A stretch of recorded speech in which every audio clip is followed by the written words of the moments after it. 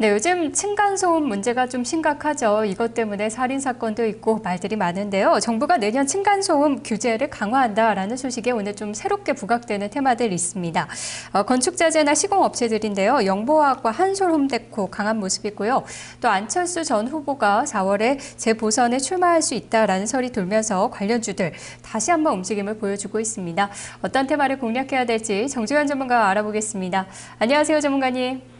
네, 안녕하십니까. 정종현입니다. 네, 오늘 흐름 어떻게 보십니까? 네, 어제 기다렸던 불확실성이 제거가 되자마자 오늘 기관권역의 매수세가 확대가 되는 가운데 지수도 크게 상승하는 그런 구간을 보여주고 있습니다. 어느 정도 예상된 상황이었기 때문에 테마주의 움직임들도 결국에는 그러한 부분에서 조금 더 힘을 얻고 있는 양상이고, 전체적인 시장도 일단 북한의 어떤 핵심이라고 하는 것이 일단 끝났다라고 하는 쪽에 조금 더 무게감을 두고 있지 않나라고 좀 보여집니다. 그래서 오늘은 테마주들도 그렇습니다만 전반적인 시장 상황이 워낙에 좀 빠르게 상승세를 그려놓고 있는 만큼 좀 폭넓게 관심을 가져보시는 게 좋을 것으로 판단이 됩니다.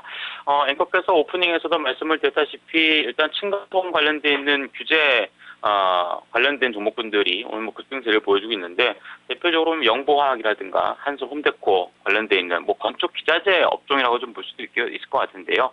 이러한 종목군이 좀 급등세를 보여주고 있고, 무선 충전 관련돼 있는 RF텍이라든가 이쪽도 꾸준한 최근의 상승세가 유지가 되고 있는 그런 모습입니다. 또한 이제 FPCB 업체를 비롯한 일단 코스닥의 중소업체군들이 다소 이제 시장의 예상보다는 부진한 실적이 발표가 되면서 주가가 좀 많이 내리막을 걸었었는데, 오늘 플렉스컴이라든가 아니면은 일진디스플레이를 포함한 관련된 종목군들이 강세를 기록하는 모습이고요. 최근에 자동차 완제품 업체군들이 워낙에 좀 주가가 좋았기 때문에 중소 부품사들 같은 경우도 오늘 강세를 좀 기록하고 있는 모습이고요.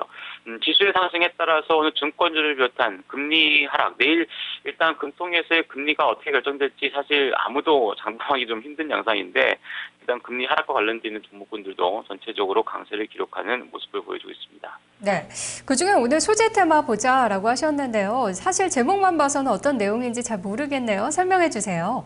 예, 원자재 관련되는 산업재 섹터라고 이제 보시면 될 것 같습니다. 사실 어제 이제 이러한 부분을 같이 이제 소개를 시켜드렸던 부분인데, 제목만 조금 바꿨다라고 보시면 됩니다. 즉, 자동차 같은 경우도 결국에는 낙폭과대주로 움직여서 선제적으로 상승한 것이고요.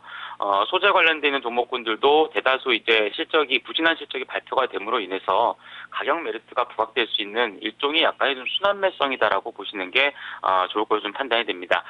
대다수 정유라든가 화학업종군 같은 경우 실적 발표가 끝났죠. 부진한 실적이 대부분 다 발표가 되었고, 사실 1분기 쪽이 회복이 되는 건 맞긴 한데, 시장 예상보다 아주 강력한 회복을 과연 수반할 수 있을 것이냐에 대해서 주가가 잘 움직이지는 않았습니다만, 어쨌든 부진에 대한 주가 메리트는 부각될 수 있는 그런 타이밍이고, 환율과 관련돼 있는 부분에 대해서 영향을 안 미칠 수가 없는데, 아무래도 이번 주에 G20 재무장관 회담을 앞둔 시점에서의 엔화가 95엔대 부근에서 이제 좀 주춤하고 있는 그런 국면을 볼 수 있고, 간밤에 드라기 총재의 발언이라고 하는 부분도, 즉 유로화의 지속적인 강세라면은 결국에는 추가 경기 부양책을 내놓을 수도 있다. 즉 인플레이션율이 안정화를 기록하다 보니까 경기 부양에 대한 가능성이라든가 이런 부분도 내비치고 있고요. 또한 이제 그렇게 된다라면 결국 유로화 대비 달러화의 약세라든가 이런 것들이 진행될 수 있기 때문에 오늘 원달러 환율이 오히려 하락하는 구간에서도 시장 자체가 상당히 좀 힘을 얻고 있는